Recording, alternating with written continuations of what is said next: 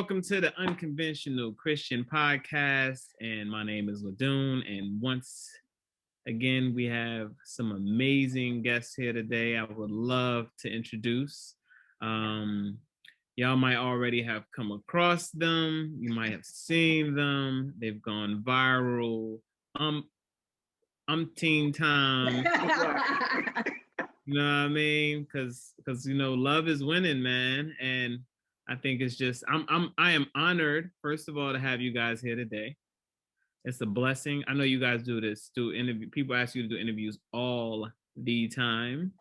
So you know, I mean, y'all could have easily said no. So I'm thankful that, you know, in spirit that you guys were able to be obedient and come be a light to the world, because I think it's so important that people get to hear and see the light that comes from the both of you.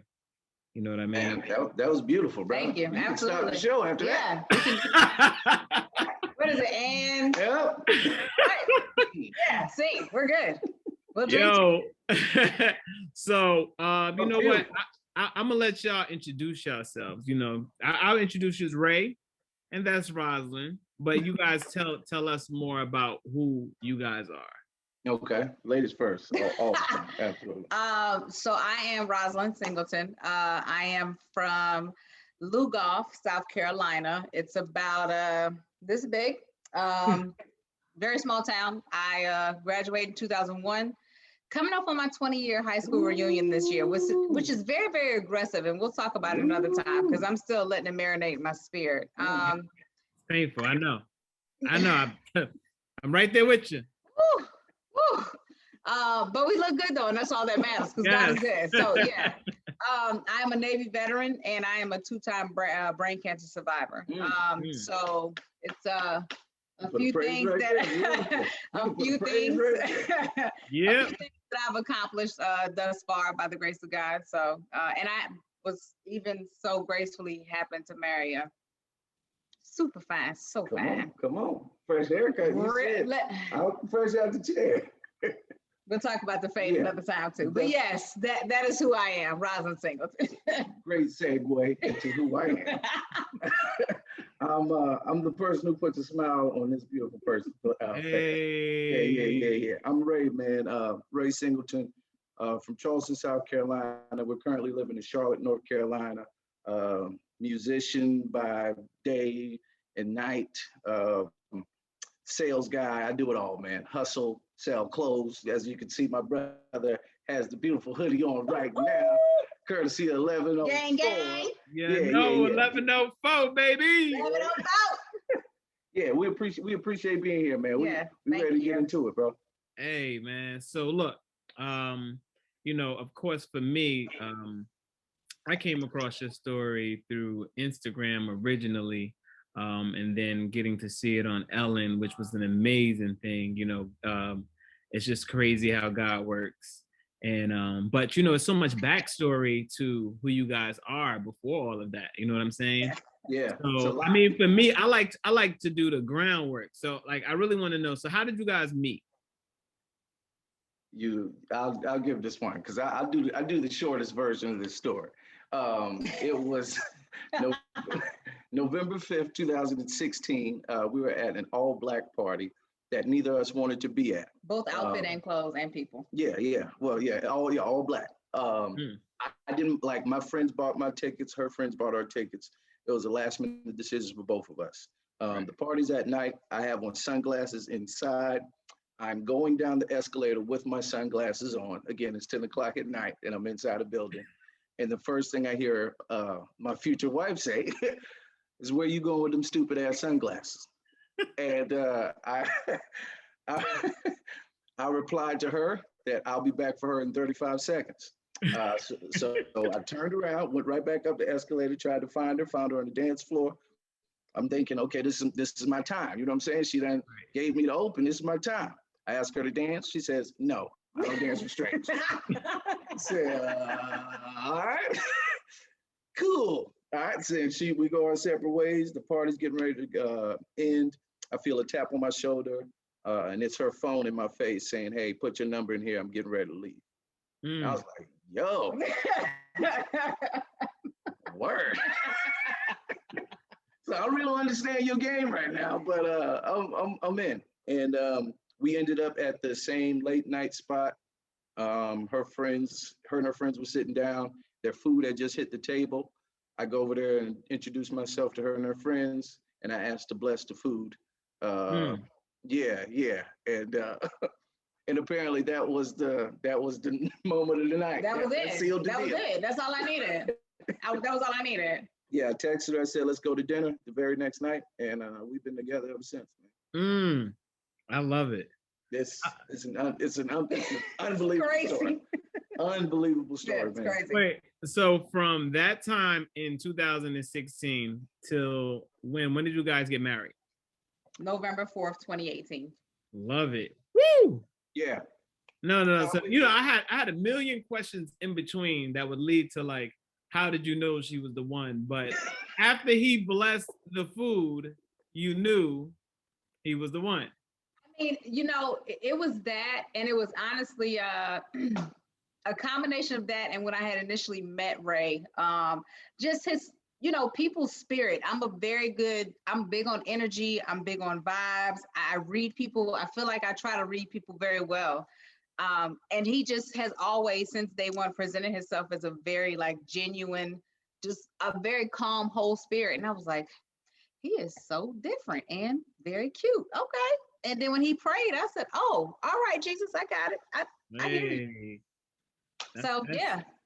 That's divine alignment. 100%. Nobody else.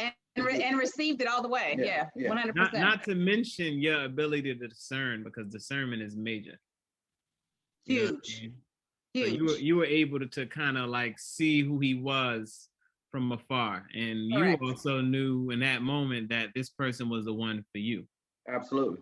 The same thing, the energy, the vibe. She was different. And we always say this, like, we feel like we've known each other 10 plus years. Like, wow. Like for the quarantine, like people, we thought there's an issue if you're in the house together with something. We literally spend all day, every day with each other and don't get tired of each other. Even now. We really don't. We're both remote. We both work at home every single day. And yeah, we had absolutely nothing to do with this. This is all. That's like, ideally, I tell people all the time that it's, I can say from afar that it feels like you guys are each other's soulmates. And, people say that, they use that soulmate thing so loosely. Yeah. But, from what I've seen, from, I've had conversations with Ray outside of Instagram, just having pure one-on-one conversation. I feel like one time me and you were talking on the phone, it ended up being like an hour conversation. Yeah, we was just talking, bro.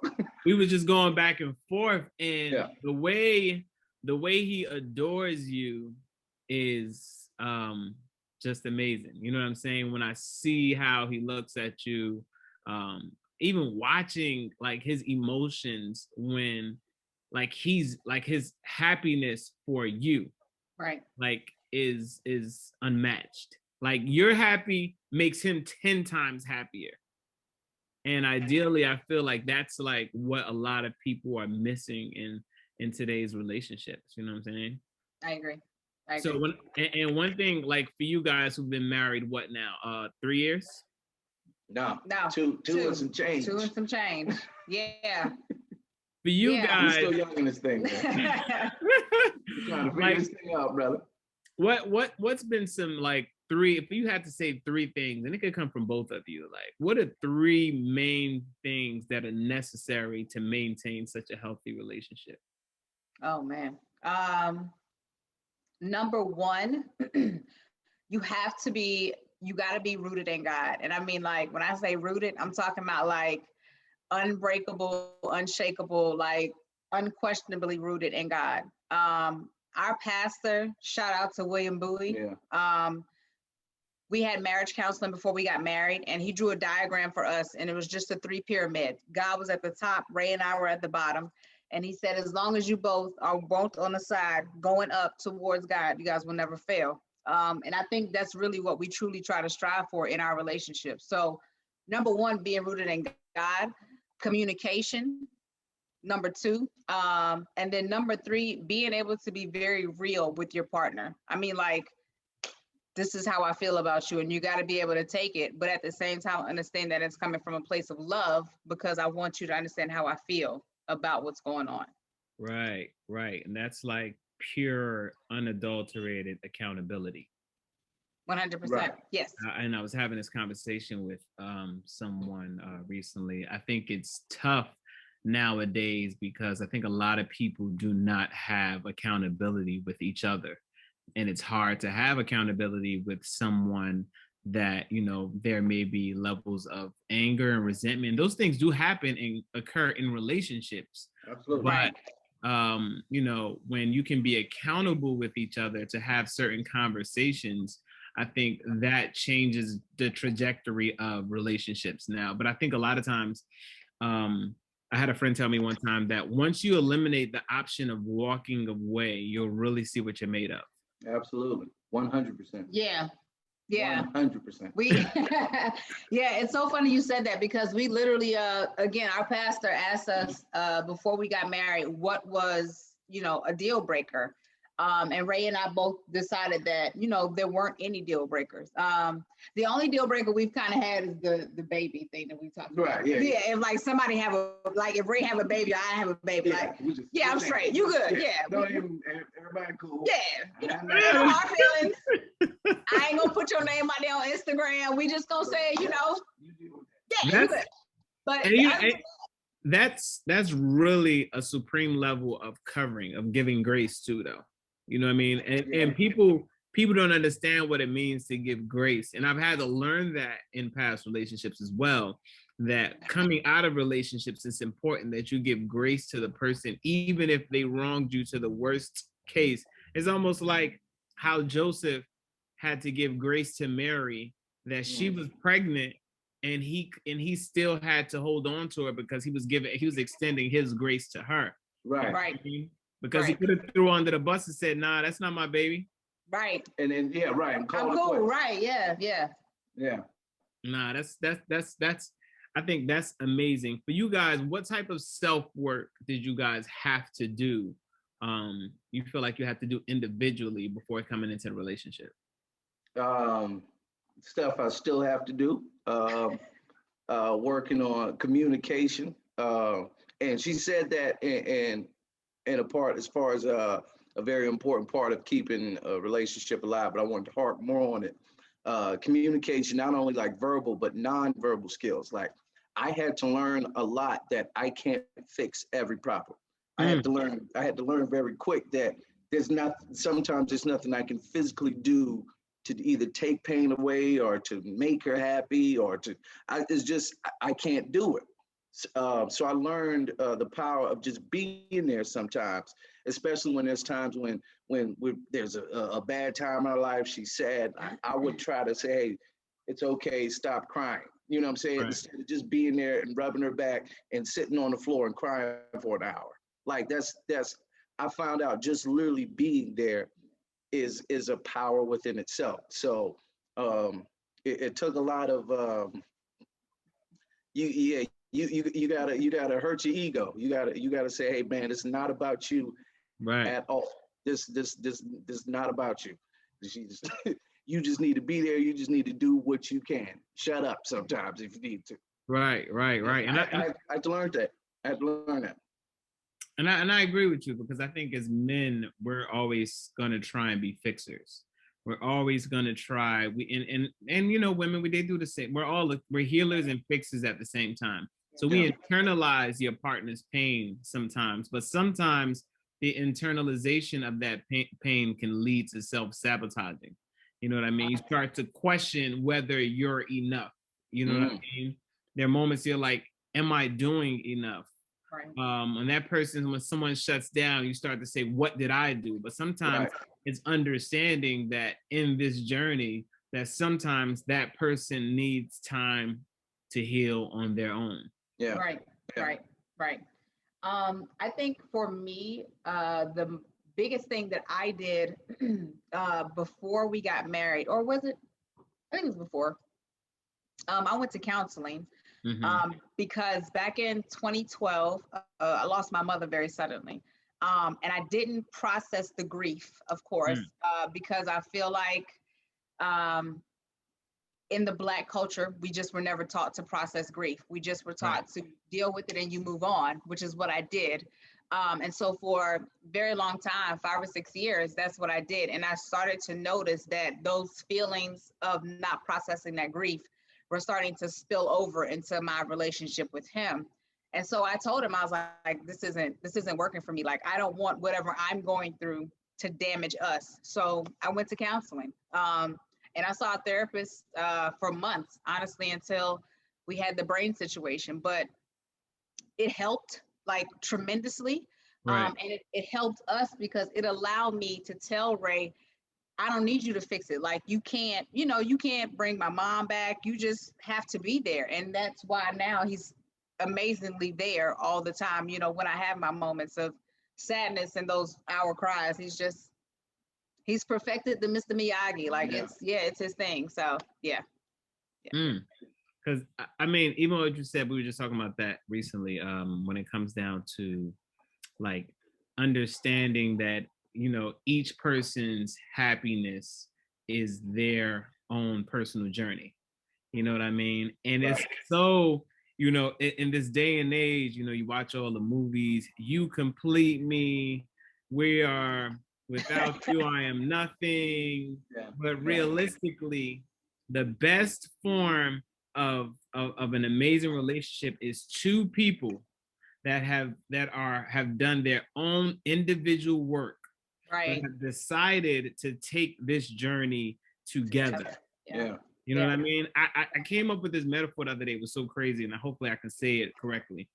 I was talking to a friend of mine, and we were talking about the journey of love, and it's like how it's like climbing a mountain, right? And the goal, if you're going with somebody, is for both of you to reach the top of the mountain. But what you realize in that journey, that once you start climbing up the mountain and you get to the top of the mountain, the most important part of the journey was the journey from A to B together. Like, that's where the real goal is. You get to the top and you realize this wasn't the important part. The most amazing part of the journey was what we went through together. You know what I'm saying? Very true. Yes, absolutely. Yeah. And that's dope to see that, you know what I mean? Like, because a lot of people don't understand the importance of doing that self-work before marriage. You know what I mean? And you know, the crazy part I've learned that even today, it's hard.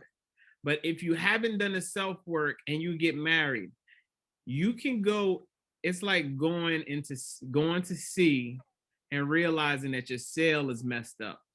You can't go back to go fix the sail. You have to fix the sail at sea. You gotta get right. Literally.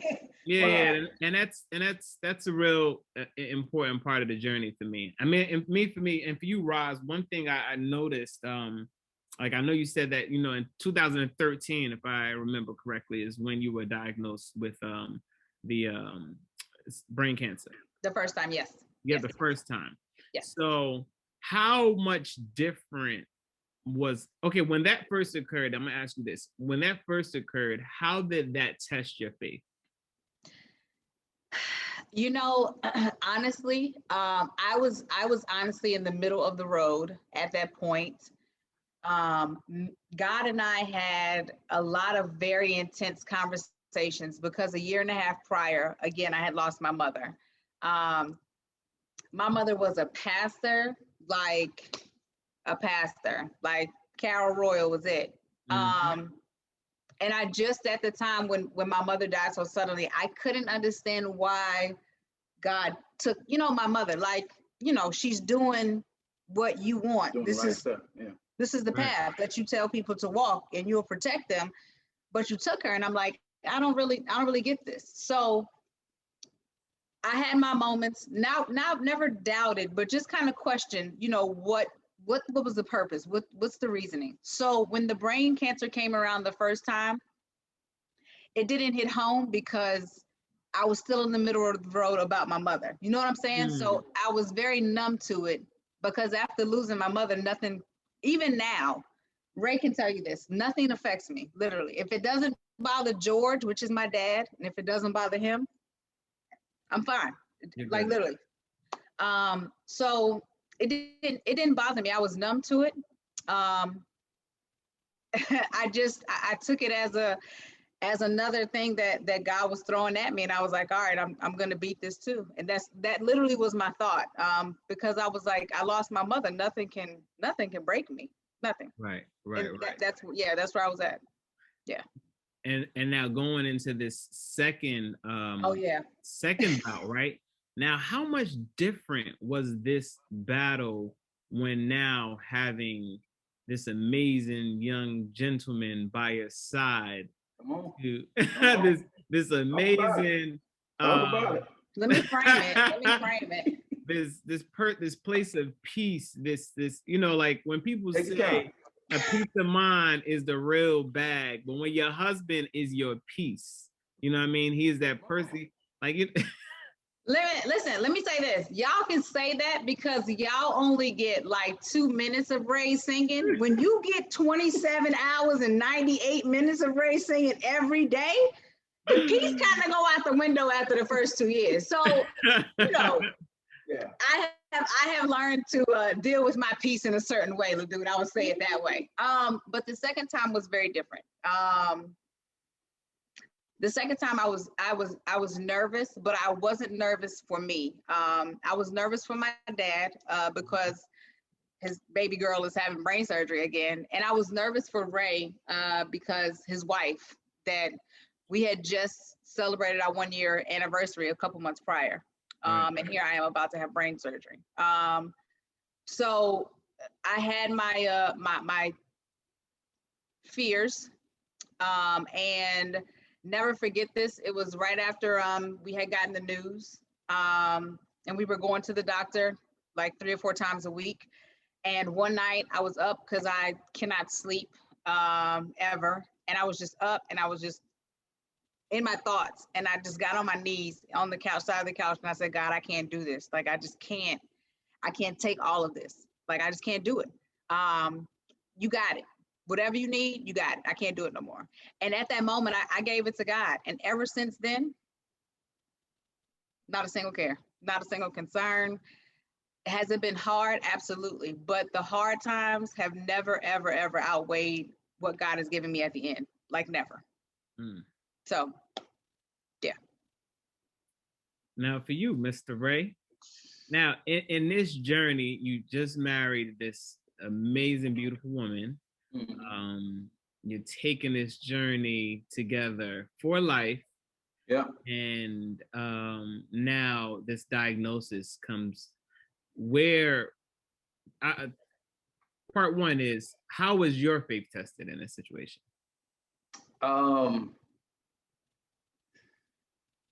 It was tested to where, well, do you really believe I am who you say I am? The songs that you sing in church every Sunday, and do you really believe this stuff? Because now it's coming down your street. After,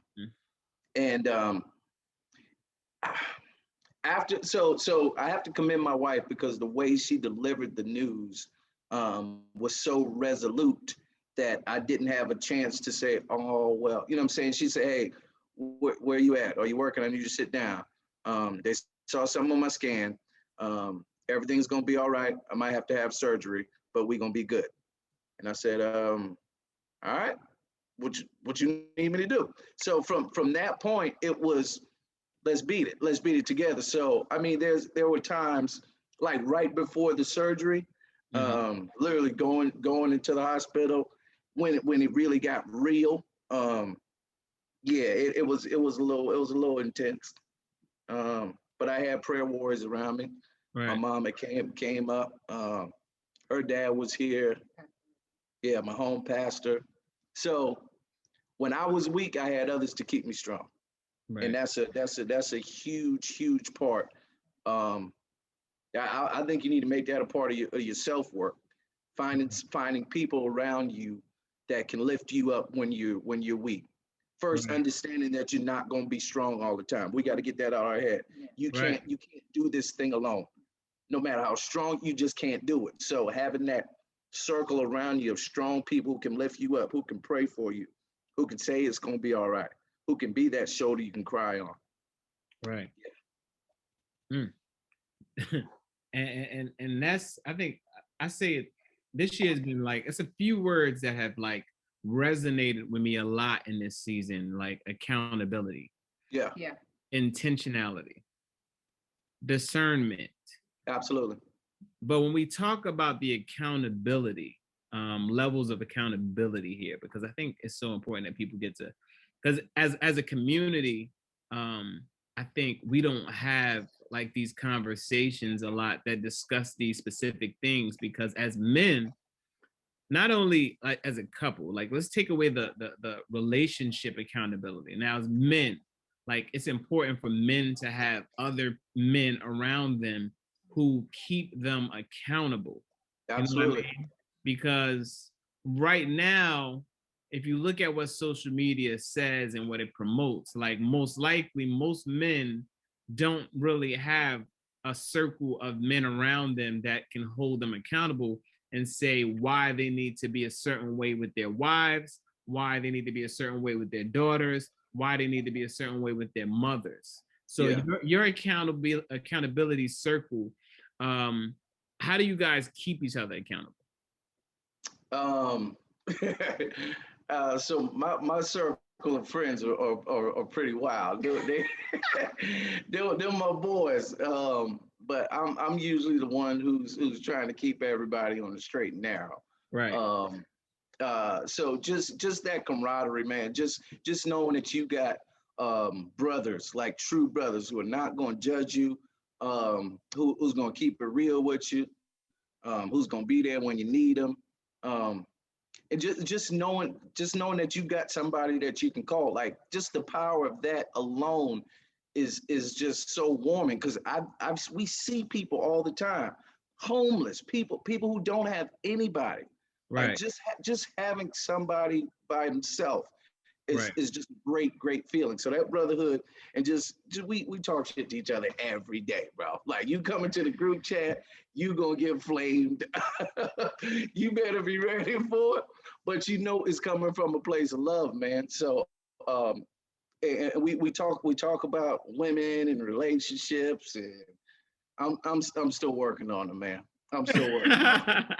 Nah, the group chat is like, you know, I have a group chat as well. Like the group chat just, it goes on all times of the night. It's football, it's women, it's men issues.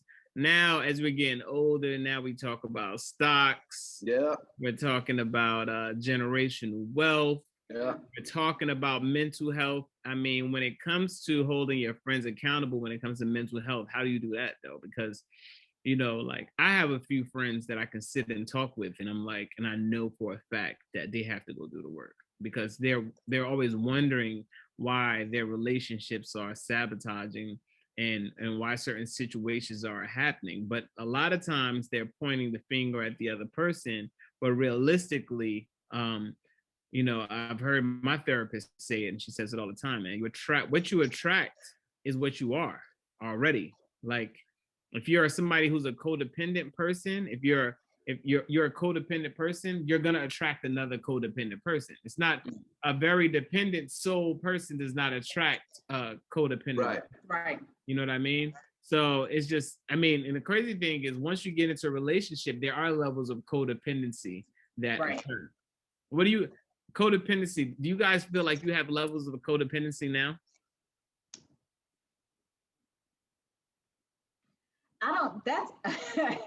That's hard for me to answer, and Ray can tell you I'm a very like I got it. I'm an I got it girl, because that's how I was raised to be. Ray provides me a great level of emotional support, because he says I have no soul. So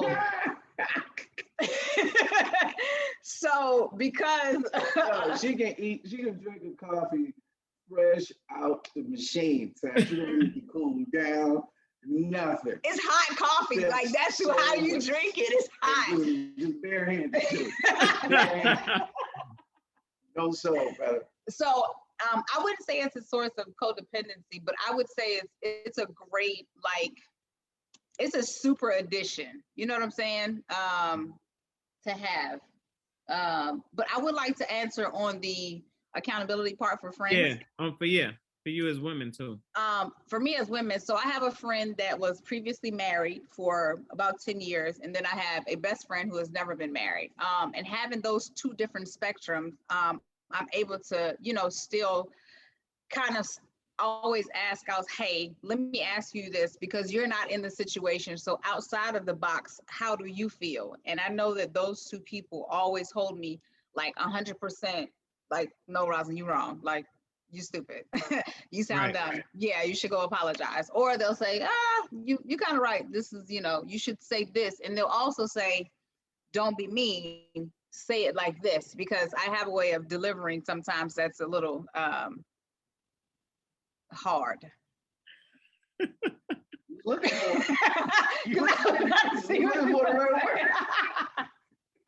I mean, that really touches on a very important topic that I have conversations with people about in regards to women, how important it is for women to have, like, men always gonna have their circle, but women are more likely to say, I'm good by myself.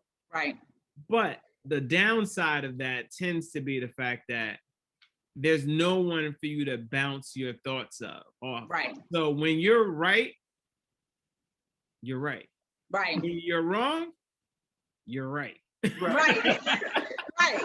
Because there's no one to hold you accountable. Right. Literally. And I think it's so important because, like, there comes times when people are in relationships and they become so dependent solely on each other that, like, it's hard for them to even communicate these right and wrongs between each other because, one person is right and one person is wrong. And that's just the way it's going to be. But realistically, as men, a lot of times, and we've learned, like, I've learned, like, like just being in a relationship that, you're gonna, like, even when you're wrong, even when you're right, you kind of got to be wrong if you want peace. You want peace, I kind of got to be wrong. If you want peace, brother, just listen. You got to pick your battles. You got to pick them. You got to pick them. I'm telling you, listen, if any men out there right now, pick your battles. And most of the time. But also, let me say this before you say that. It's also a place of growth when you can say to each other that neither one of us is right or wrong, but we can mutually agree that we're not going to agree. I understand your point and you understand mine, but we're just not going to have the right or wrong. And we have gotten to that point also. So like, push past. Yeah, it's not that big of a deal. Yeah, we good. I understand your point. You understand mine. Yeah. All right. So let me ask you something. What does Ray say when he's trying to make peace? What's his key phrase to making peace? He doesn't say anything. That's the thing. Ray is a very tactical person. I think it's the Taurus in him. So he doesn't say anything. He will either one, ask me if I want to eat or if I'm hungry, or two, he will creep up behind me and try to hunch on me and smell the back of my neck. That's it. That's how Ray makes up. And I have grown to understand that that's his way of saying, all right, I don't fight no more. So, yeah. Now, what's Roz's method of making peace? What's her white flag? She'll just look at me, Cheryl, say, I don't want to beef with you. Like she'll literally just tell me, listen, I don't got the energy for this right now. I don't want to argue. I don't want to beef with you. Let's just forget it. So and I know that's coming from a sincere place because like we both like to argue. Like we enjoy. No, we do not. We do though. We enjoy a passionate discussion. Like we enjoy it, but it gets to a point to where hey, we're talking about the same thing in the circle, yeah. And we get to a point to where, man, you know what? It's not working. By the time we get to whatever point we were trying to make, it done got lost in all other stuff. And listen, I'm not gonna be mad at you. It's just I ain't going nowhere. And you know what I'm saying? You ain't going nowhere. Why are we arguing right now? Let's just figure it out. Yeah. Right. And that takes a level of maturity that we literally just got to. And we're in year 5, and we just got to that, thankfully. Because we would go days without talking to each other, like in the same house, day without saying anything to each other, bro. What? We would talk about food. Yep. And that's it. I mean, I'm weak. You know what I'm saying? I'm weak when it comes to that. I saw a meme the other day. It said, no matter how big the bed, she gonna put her leg on your leg. I'm the one at 2:00 in the morning. I'm like, let me put this leg right on top of her leg. That's right. Sorry. Let's toe touch real quick. Dude, you gotta ease your way in there now. And then the other part is the other one for me is you want coffee? That's it. Coffee is it. Okay.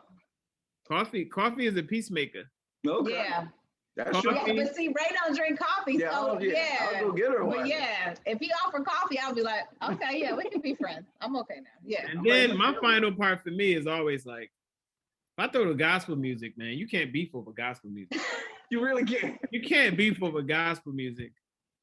That's a low blow, brother. That's a low blow. That is so dirty. Listen, we beefing. I'm throwing some gospel on the car. I'm convicting you the whole ride. I'm driving. Ray and I ever having a passionate discussion, that's a low blow, and he throw on some gospel, I'm sending you a real aggressive direct message, sir. I just want to let you know I'm real. I got a real attitude with you right now. Yeah, I'll make sure I send you a message. Before we jump into the game, though, I do want to touch on the fact that you guys have these amazing hoodies on. Come on, you see it. So, and we got to make sure we get the drop for that. You know what I mean? Absolutely. So absolutely. And you see, I got mine on. 11:05. Appreciate you, sir. Appreciate you, bro. I appreciate y'all too, man. It's such an amazing thing to see what this pandemic has been able to bring out of us. You know what I mean? The ultimate hustler has come out, because we, you know what I mean, just as a people, we have to have 4 to 5 streams of income. You know what I mean? We can't just be depending solely on one thing. You know what I mean? Yeah. Right. So I do want to play this game. Okay. So the game is, I'm gonna ask a few questions. Now, I'm gonna ask a question, and I'm gonna ask Ray a question about. I'm gonna ask both of you a question, but Ray is gonna answer his question first. Okay. So he's gonna write it down. Whatever the question is, I'm gonna ask a question about Roz. You're gonna write it down and show it to the screen, and I'm gonna see if what she says correlates to what you wrote down. Okay. All right. That's fair. So, I'm gonna start with the simple first one. The first one is, what is Roz's favorite food?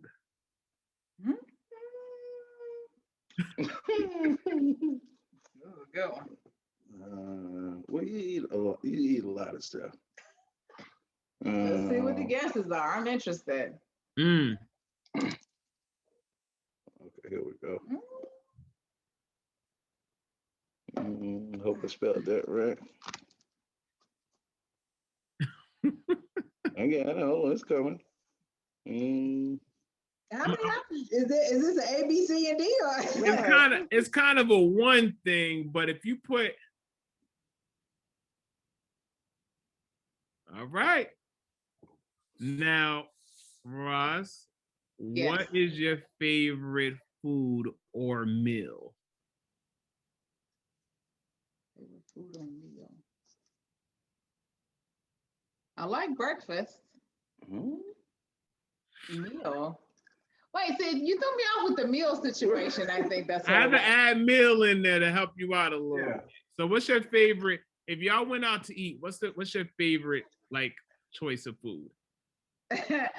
See, that's hard because she eating this by herself. This is something she gonna eat by herself. Oh, sushi. No. What do I eat by myself? How many choices? How many chances does she get? All right, you get one more. Eating by myself.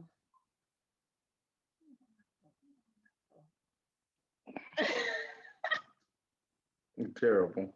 Y'all would go out to eat, and this is what you would order, but he's definitely not ordering it because apparently No, she would go to this place by herself. We done gave you some answers now. I'm terrible, so I don't by myself go to this place by myself. All right, we're gonna help you out. Show it to her. Yeah. Bro. How many times you go to Jamaica Bro, to get that chicken? you literally, And I never go to the Jamaican spot with you. He will smoke my plate out. But I don't go. I'm talking about smoke. I'm talking about. But I don't go. Chicken bones bust down. How many times have I been to? All right.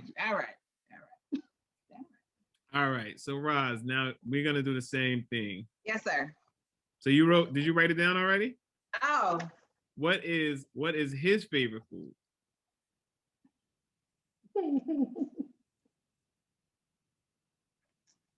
She'll get this right. Is it you easy? It's easy for you. It's so easy.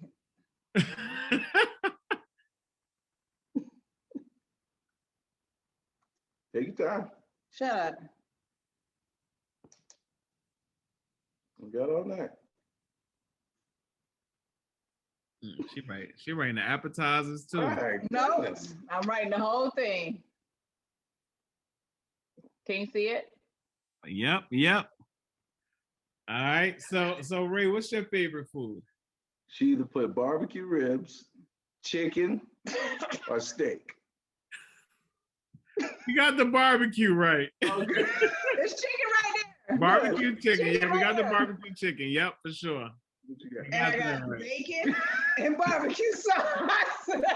That's all he eats. Barbecue sauce, bacon. That's it. Yeah, that's it. Chicken. And chicken. Yeah. All right, we got 4 more questions. All right, let's go. All right, Ray.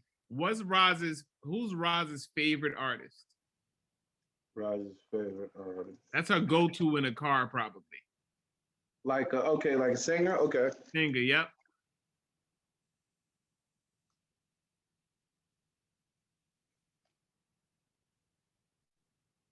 I think I know Ray's. Right. Everybody know mine. I don't need to write mine down. I can just say this out loud, but I mean, I'll write the initials. All right. So, Roz, who's your favorite artist go-to in a car? If it's a guy, it's Anthony Hamilton. If it's a girl? If it's a girl, Jasmine Sullivan right now. Fire. You got that right. Yeah. You got that right. Oh yeah, Jelly from Philly, absolutely. Yeah, 100%. So you was tuned into that battle. Oh yeah. Yeah. Oh man, listen. Yeah. 100%. Sheesh. Yeah. Absolutely. All right. So who's Ray's favorite artist? I think the answer might be Wait, because I want to make sure you write it. Let me see. I can't see. Hold on. Okay, yeah, I see it. John Legend. Yeah, we knew that. Yeah, we all knew that. Everybody. If you would have said somebody else, I said my boy is trying to be different tonight. Right. You out lying to everybody in these streets. Everybody. I'm skipping point. All right, cool. So, there's 5 love languages, right? What is Ray's love language? Ray's love language is. I think you have to write it down. Oh. You gotta write it. Oh. Ray, you know your love language. Yes. And you can write hers down right now too, so we can.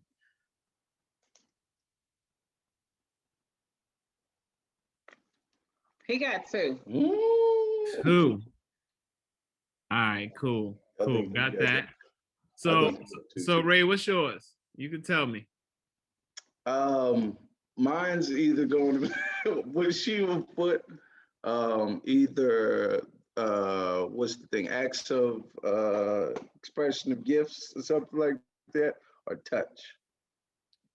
We got there you go. Words of affirmation. Yeah. Yeah, she wrote both of those down. Okay, yeah. Now, what is Roz's? Let me see.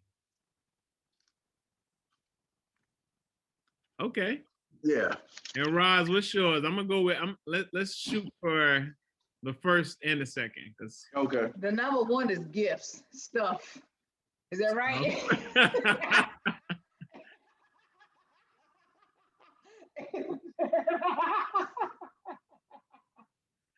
That's what it is. Yeah. See, and then numbers. I know what it is. And then number two is either words of affirmation or touch. Oh, so that's amazing. So you guys both like touch. Yeah. 100%. Yeah. I feel like I never come across couples that both like touch. It's one person that likes touch and one person that's like, I could do without that. But that's amazing though. Yeah. I'm a touch person too. Yeah. And I'm a touch person and I'm a words of affirmation. You know, I need you to, tell me about me sometimes. Tell me I'm great. Right. Yeah, exactly. Yeah. All right. What is Roz's pet peeve? Like what? That was quick. Yeah, don't stay right there. Don't even Roz, you can write his down while you waiting. What is his pet peeve for me? You can write it down. Yeah, you can write it down while you. No. What's his pet peeve? What's the thing that bothers him? I don't know. I don't know. That's what I'm trying to think about.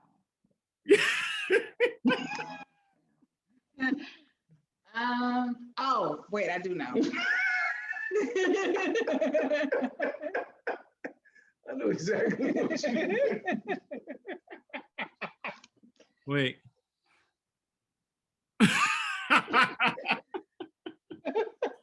All right, so Roz, what is Ray, what is Roz's pet peeve?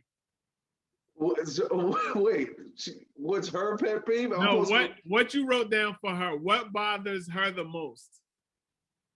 Oh, should I answer what I think? No. You answer. You tell me. So I think what bothers me, what he wrote down was that damn trash. I can tell you what it is. You know what it is, and he know what it is. Hey Ray, look, I am right there with you.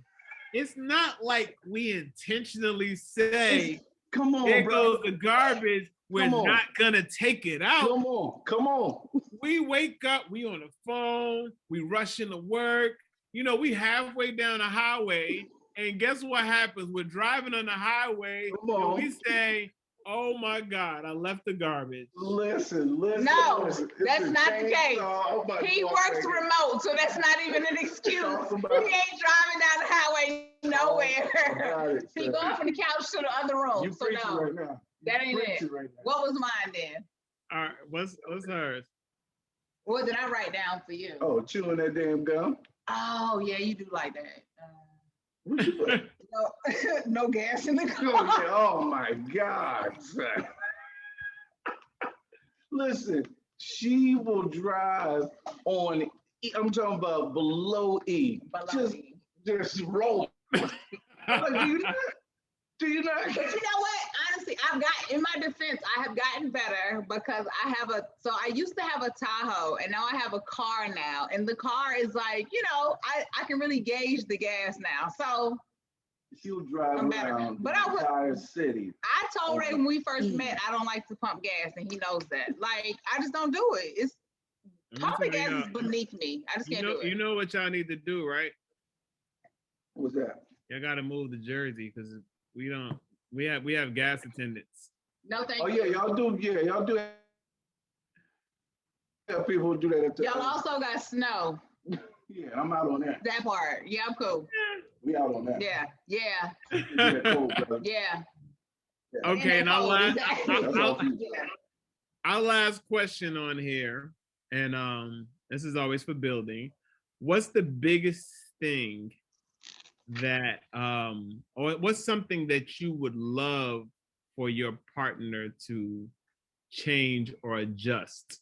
Like, what is that one thing that's like, if they had to change or adjust, if it's like, oh, Roz works too much, or Ray is always working out too much, or if it's social media, what is that one thing, if you could adjust, if either one of you could adjust, if it's worry, if it's something like that, what is it? What is that one thing? And this is, you guys don't have to write this down. If there's one thing, you don't have to write this one down. Okay. If you could say this one.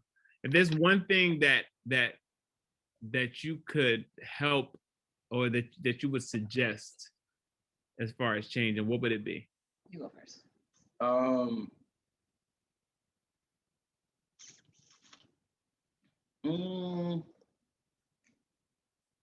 I wouldn't want her to try to control as many things as she tries to control. She wants to be in charge of everything. She wants to know the answers to she always wants, right. And she wants to carry it. So if I could just get her to be a little more carefree like me, right? Yeah. I am carefree. It's just certain things I care about.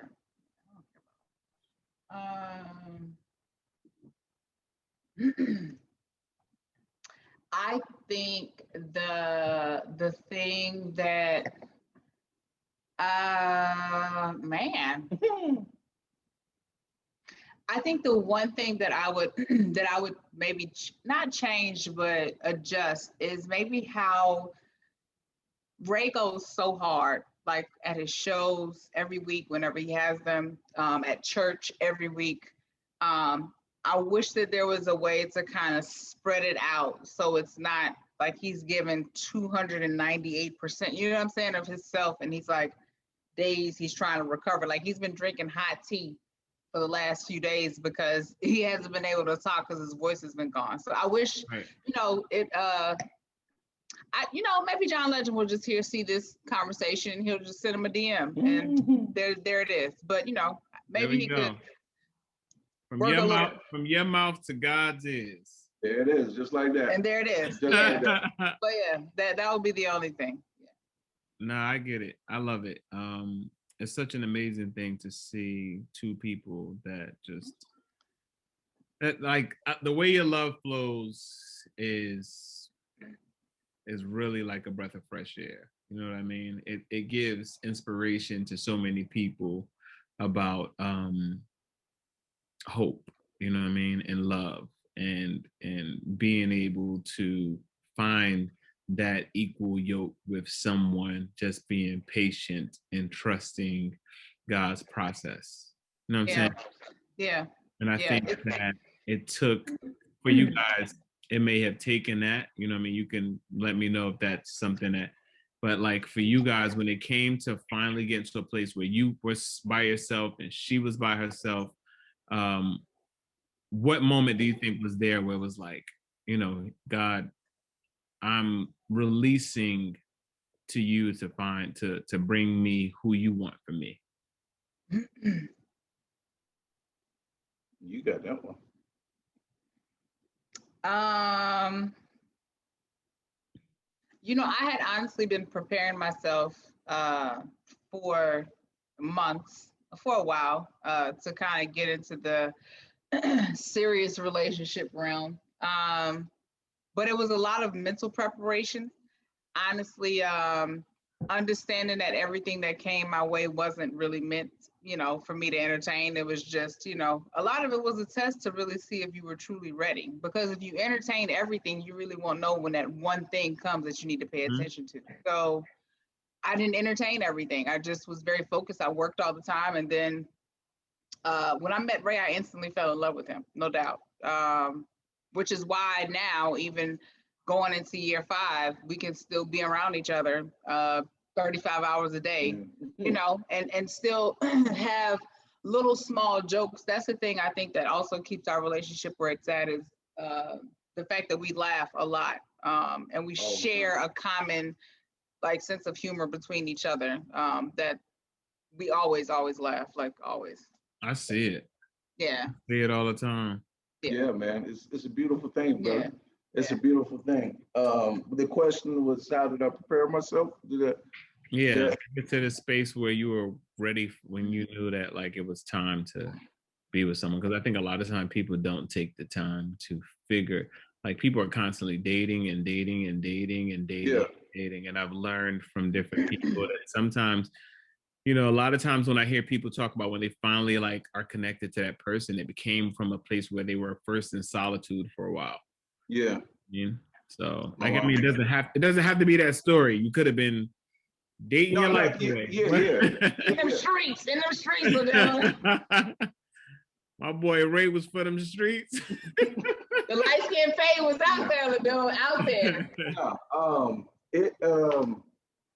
The same thing. The day and the moment that I met her and saw her, that night really, it changed my life. Like to be honest, like I knew that I was done. Like we say it all the time.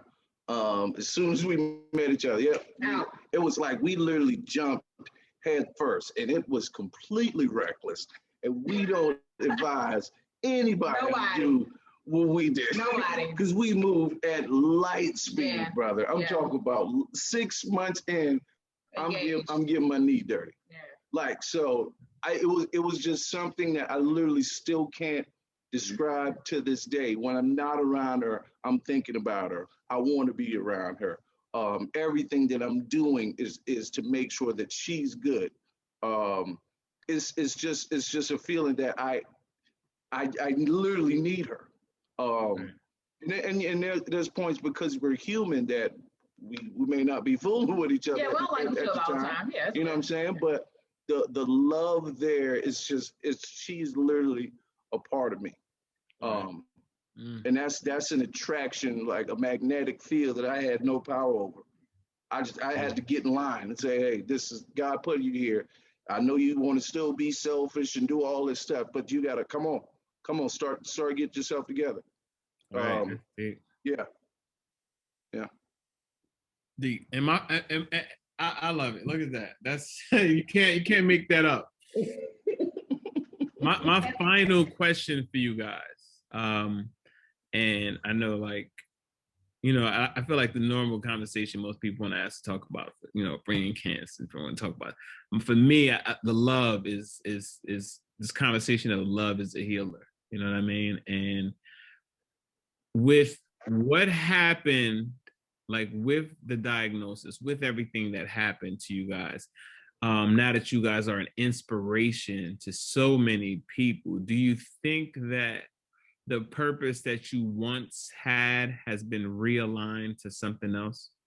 Like your purpose as not just as individuals together is now has changed because of this battle that you had to deal with twice.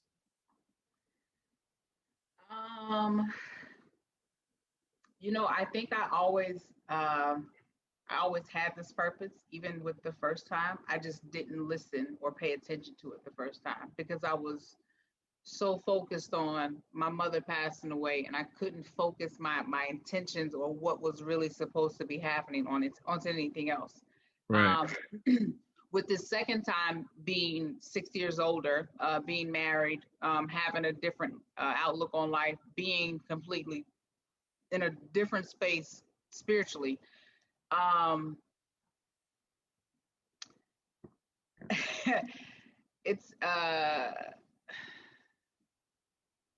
It's different. I'm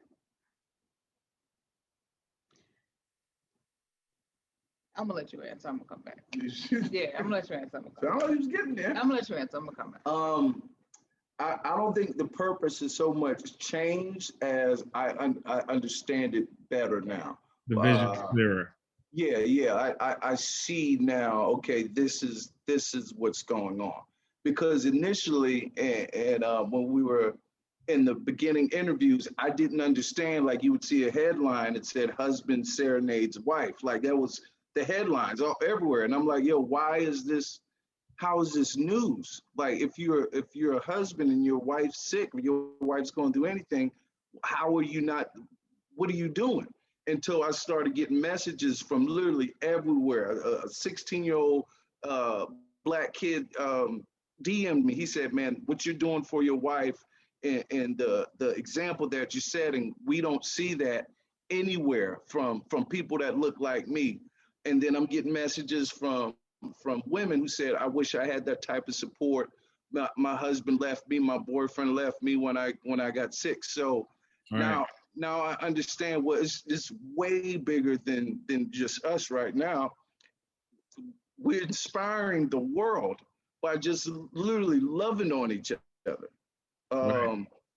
So it was a better understanding of the purpose. Like now, what we have to do? What's our message? We just got to continue to push positivity, continue to push love, and continue to welcome people into this family, because Right. this family is what brought us through a whole lot of stuff Right. from the first surgery. When I put the first video up on Instagram, I had no idea what was going to happen. I had no idea so many people loved on us and cared about us. Got thousands and thousands of messages, still getting messages from all over the world, literally all over the world. And it's unbelievable, man.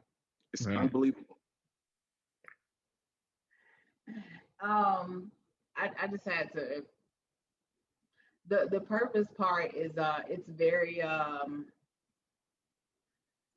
it's a lot, because you never really understand the impact that your life makes on other people until you really step back and see like how many people you've impacted. Right. um the cancer journey was a purpose.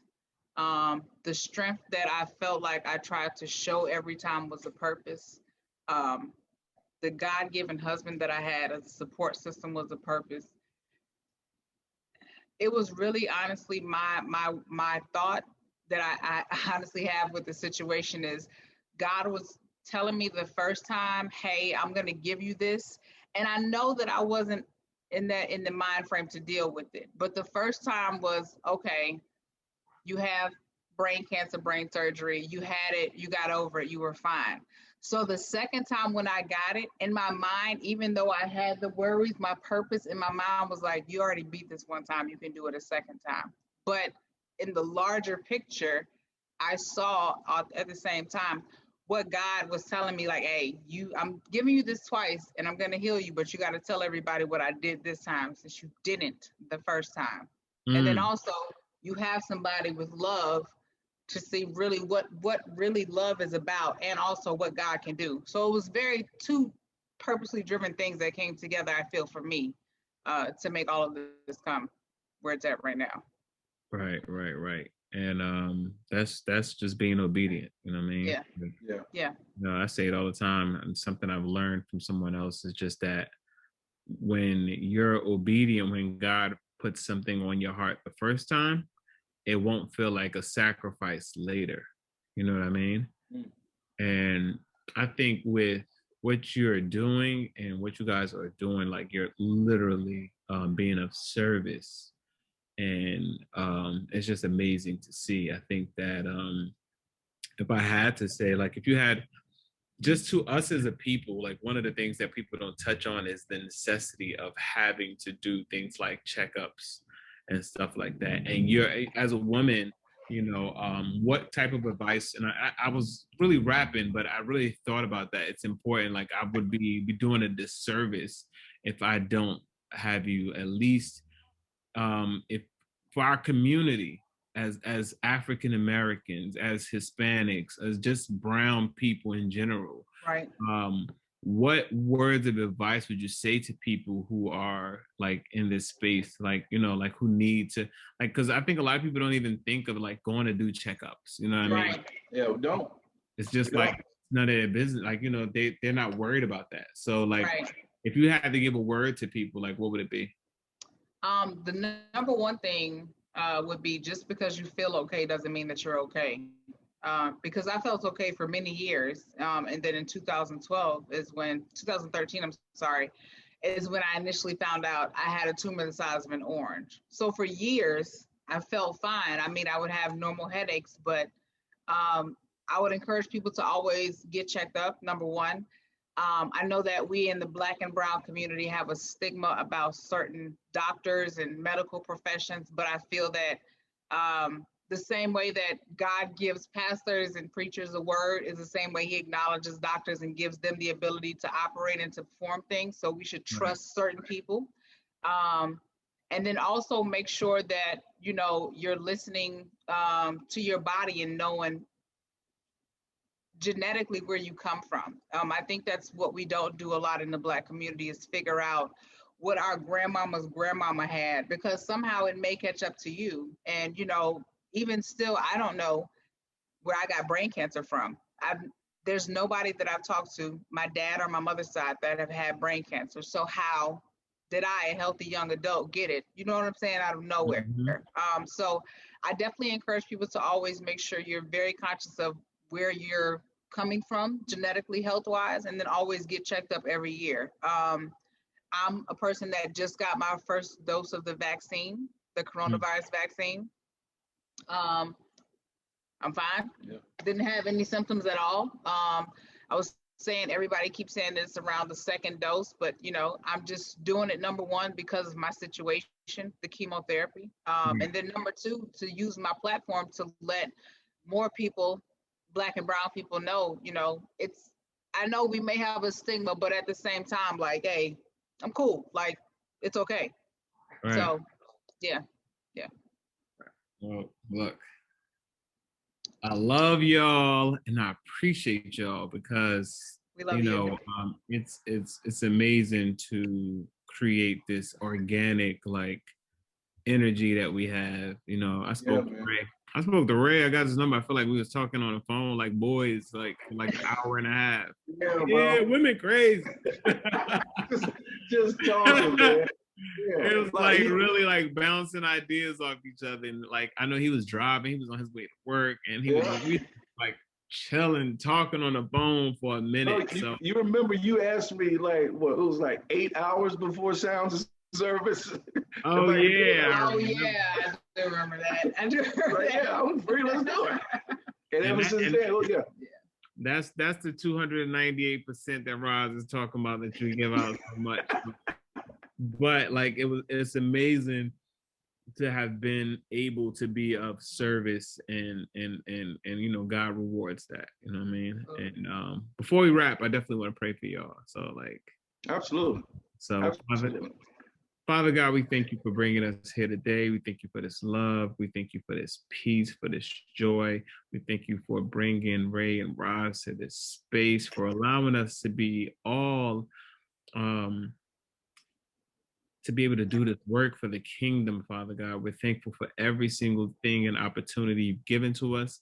We ask that you bless them. We ask that you guide them, that you lead them, that you give them knowledge, wisdom, understanding. Father God, we give them peace, that you give them love and a never-ending flow of joy in their family, in their life as they move forward. We ask that you continuously, from the crown of their heads to the soles of their feet, Father God, we ask that you continuously heal them, that you give them more love, more blessings. And this year, next year, and every year after will be better than the next. Father God, we thank you. And we thank you for this opportunity to be able to use this platform. We ask that you sit us down and you stand up. We know that it is done. And we thank you in advance. In Jesus' name I pray. Amen. Amen. Amen. Yeah. Amen.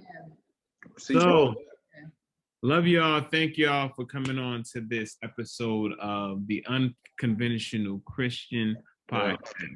Thank you. And it's peace out to y'all. Love you, bro. Thank you. Peace.